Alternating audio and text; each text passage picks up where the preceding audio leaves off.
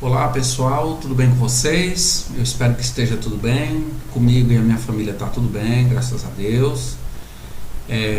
Eu sou Eliezer e nós vamos aqui gravar mais um vídeo. Vamos falar sobre mais uma daquelas contradições que nós encontramos nas publicações da Dona Torre de Vigia, aquela gráfica americana, né? Aquela gráfica norte-americana que se diz a única gráfica verdadeira.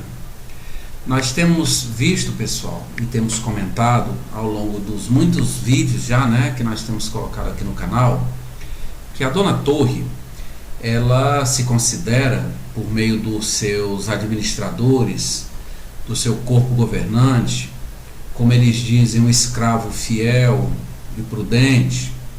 Eles se consideram o único canal de comunicação de Deus com a Terra.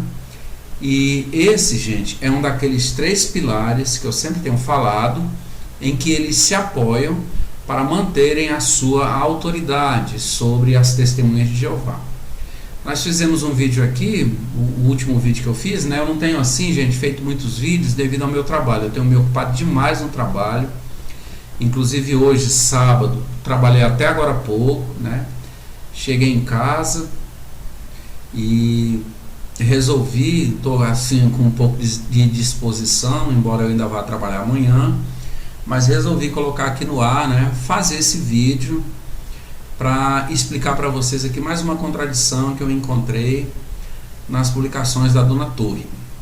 Muito bem, então assim, a Torre de Vigia, ela tem disseminado, né, ao longo das décadas e por mais de um século, na realidade quase um século e meio, a questão da autoridade dos seus administradores, né? Dos seus líderes, vamos dizer assim. E hoje eles se apoiam na ilustração de Jesus, esse corpo governante. Eles se apoiam na ilustração de Jesus sobre um escravo fiel, um mordomo fiel e prudente, fiel e discreto, como queiram. A Torre de Vigia, né, o corpo governante, se apoia nessa ilustração, nessa parábola de Jesus, para então manterem a sua autoridade. É apenas um daqueles 3 pilares que eles usam. Eu já falei sobre isso. Muito bem. Nós comentamos no último vídeo, como eu estava dizendo, que a Torre de Vigia, por meio da revista A Sentinela, ela assumiu que manipula mentalmente as testemunhas de Jeová. Ela inclusive disse, nós falamos sobre isso, né, no último vídeo que foi colocado aqui no canal, ela assumiu isso por meio de uma sentinela de 1983, 1º de setembro de 1983. A Torre de Vigia, ela assumiu que mentalmente ela manipula a mente, ela manipula, melhor dizendo, as testemunhas de Jeová, mentalmente. Muito bem. Como é que ela faz isso? Ela conseguiu, a Torre de Vigia, incutir na mente das testemunhas de Jeová que aquele grupo de velhinhos lá em Warwick, que são 8 velhinhos atualmente, né, chegou a 16, a 12, hoje são 8. A Torre de Vigia, por meio das publicações, ela conseguiu incutir na testemunha de Jeová que aquele povo tudo é ungido, é o canal de comunicação de Deus com a Terra, e que aquele grupo de velhinhos, eles são, na realidade, esse escravo fiel e prudente mencionado na parábola de Jesus, ou na ilustração de Jesus, no capítulo 24, versículo 45 do Evangelho de Mateus. Nós inclusive já mostramos aqui por meio de uma própria sentinela, aonde a sentinela reconhece que Jesus ele simplesmente fez uma ilustração. E a Torre de Vigia, gente, ela usa textos específicos, assim como é usado também textos específicos com relação a ungidos, né, texto fora de contexto. Ela usa também textos específicos fora de contexto para justificar, entre aspas, a prática da desassociação e assim por diante. Então ela chega ao ponto de dizer, a Dona Torre, que os apóstolos lá do 1º século, eles constituíam, ou eles formavam, segundo explicações da Torre de Vigia, o corpo governante. É bom lembrar que essa palavra, essa expressão corpo governante, ela não aparece em lugar nenhum da Bíblia. É bom que a gente saliente isso.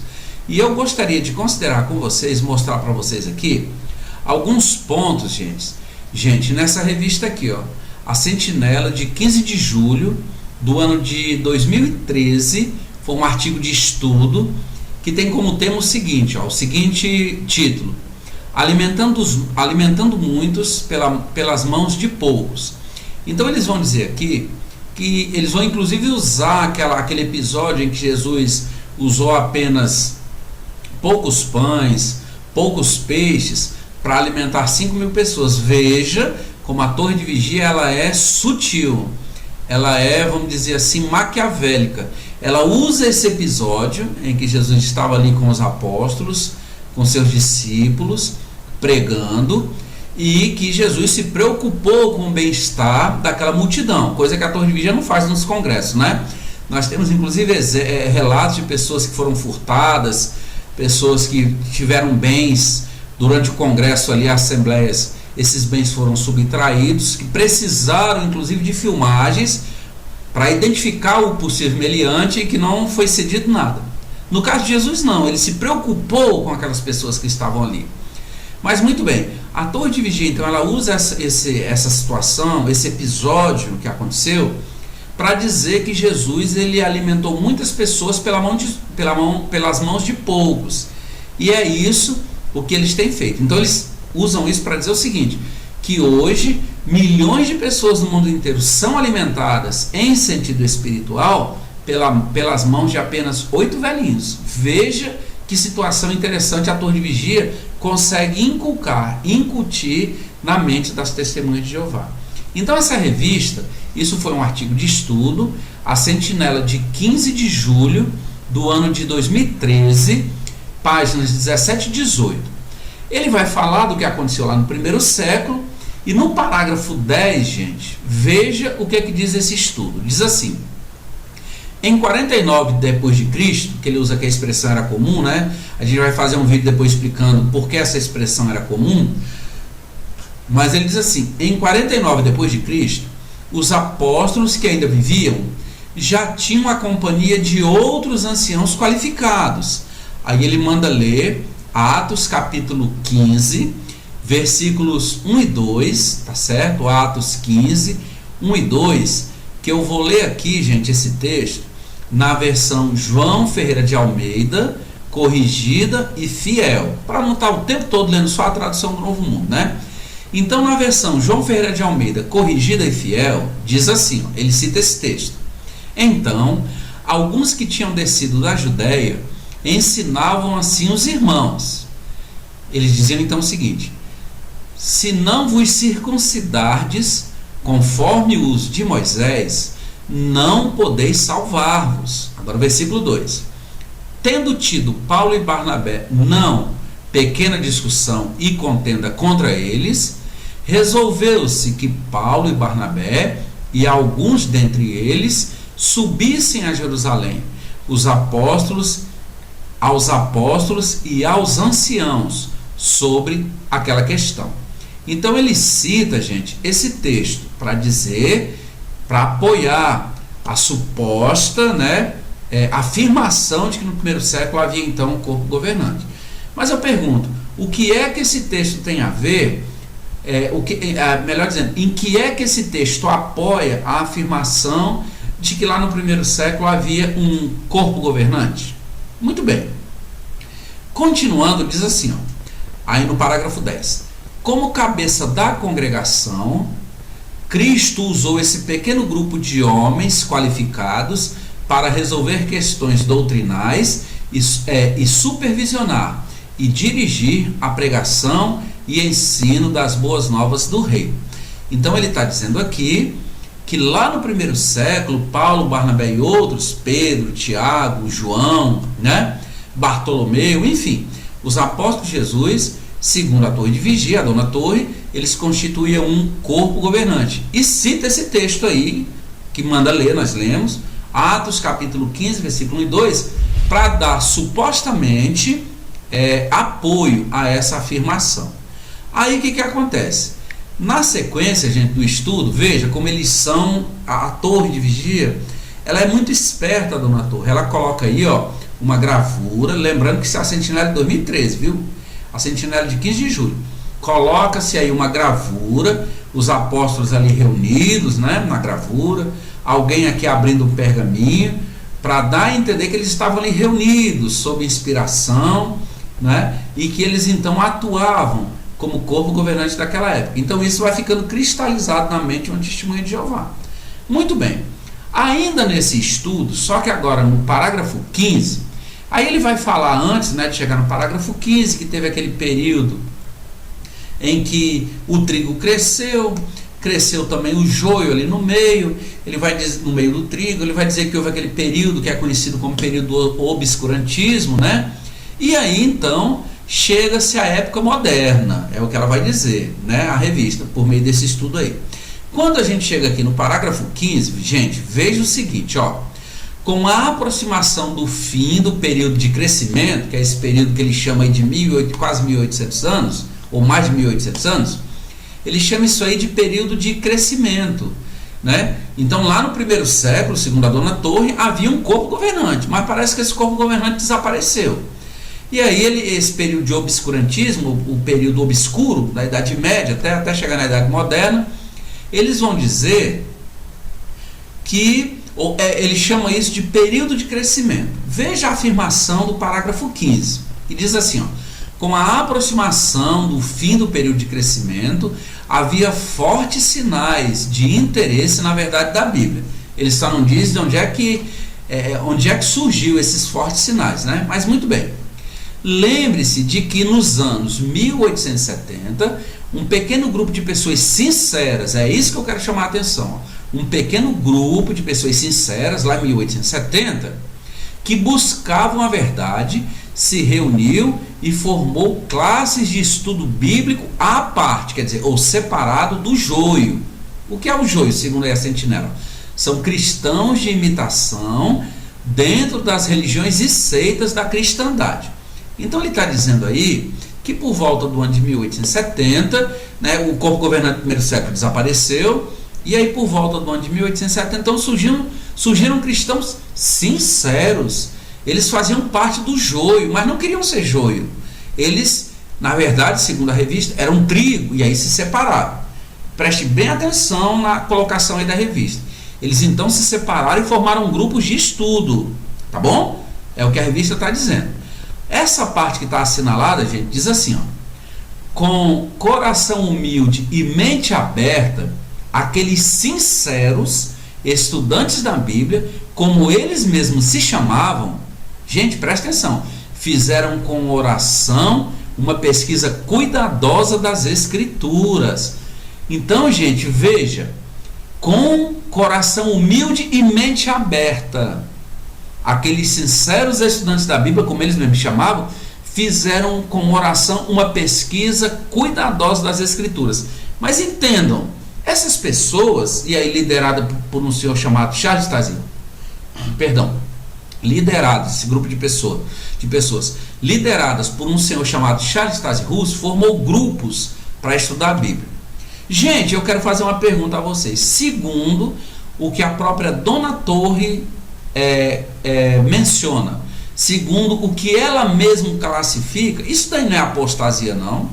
Porque, veja, eram pessoas que faziam parte de outras religiões, que aí a sentinela, ela convenientemente chama de cristandade. Entendo.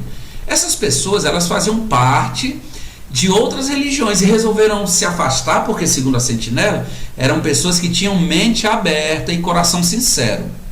Aí a sentinela elogia essas pessoas. Mas isso aí hoje é classificado pela Dona Torre de Vigia como apostasia.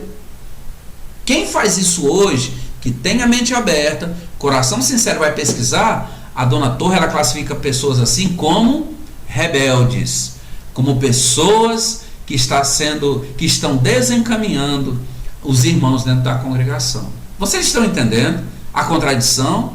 Mas a sentinela, como é conveniente para a Dona Torre, diz que aí eram pessoas sinceras, que se afastaram da cristandade ou Babilônia Grande e foram pesquisar. Mas quando você se afasta de um salão do reino hoje, da congregação, e vai pesquisar, a dona Torre, né? Ela classifica você como apóstata. Vocês estão entendendo? Então, veja como a torre de vigia, gente, ela é astuta, ela é escorregadia. Aqui, como é conveniente para ela, vai dizer que as pessoas que fizeram isso lá por volta do ano de 1870 eram pessoas sinceras. Elas formaram um grupo de estudo e foram pesquisar porque tinham uma mente aberta. Mas vai uma testemunha de Jeová hoje fazer isso aí que a revista está dizendo, para ver se essa pessoa não é repreendida, se essa pessoa não vai parar na sala B, se ela não pode até ser desassociada por apostasia, como diz o KS lá na página 95. Vocês estão entendendo? Muito bem. Ainda nesse mesmo estudo, só que agora nós vamos analisar o parágrafo 16, e aí tem um outro ponto que eu quero chamar a atenção de vocês, diz o seguinte, ó: os estudos diligentes das escrituras realizados pelos estudantes da Bíblia produziram grandes resultados. Tudo que envolve a dona Torre é grande, é maravilhoso, é sem sombra de dúvida, né? Então produziu grandes resultados, segundo a revista está dizendo, o que aqueles estudantes da Bíblia fizeram. Eles se apostataram das suas religiões, na verdade é essa. Mas a torre de vigia, a dona Torre está dizendo que isso surtiu um resultado muito grande. Aí diz assim: aqueles homens e mulheres leais, ó, eles se apostataram, mas aí para a torre não, eles eram leais. O que eles fizeram? Expuseram doutrinas falsas e divulgaram verdades espirituais, produzindo e distribuindo amplamente publicações bíblicas. Veja, eu pergunto o seguinte: quais foram as verdades, né, que eles expuseram como sendo doutrinas falsas das outras religiões? Quais foram, então, essas verdades? Eles conseguiram provar isso? Verdades como, por exemplo, a imortalidade da alma. Há como provar isso, gente? Eu pergunto, há como provar? Não há. Verdades, né, entre aspas, sobre a triunidade de Deus. Há como provar que o que eles dizem é a verdade e o que as outras religiões dizem é mentira? Tem como provar isso? Também não. E outra verdade, sobre o inferno de fogo. Há como provar que existe ou que não existe esse tal inferno de fogo? Não. Mas eles estão dizendo aí na revista que expuseram essas verdades, que aquilo que as outras religiões ensinam é falsidade, é tudo falsificado, né? Mas eles também não têm prova para dizer que o que eles estão dizendo é a verdade. Vocês estão entendendo?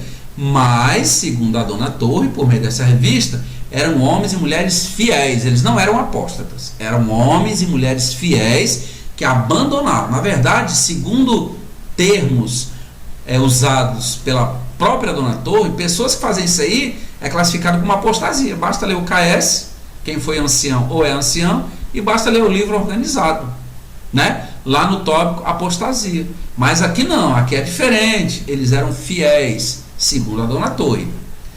Ainda diz assim, ó, essa parte que está marcada, gente. Aí eu quero aqui mais uma vez reforçar aquilo que nós dissemos no vídeo anterior. Falando desses homens e mulheres, né, lá por volta do ano de 1870, olha o que diz: seu trabalho conquistou o coração, gente, e convenceu a mente. Seu trabalho conquistou o coração e convenceu a mente de muitos que estavam famintos e sedentos de verdades espirituais. Isso aqui é muito sério. Isso é muito sério. Veja o que a dona Torre está dizendo: que aquilo que foi publicado, aquilo que foi distribuído, que foi difundido, que foi amplamente divulgado pelos tais estudantes da Bíblia, depois do ano de 1870, a Torre de Vigia está dizendo que isso conquistou e convenceu a mente de pessoas que estavam sedentas e famintas da verdade. Gente, e não é isso que a Torre de Vigia faz hoje, com as suas doutrinas confusas, fora de contexto bíblico e contraditórias? Exatamente isso.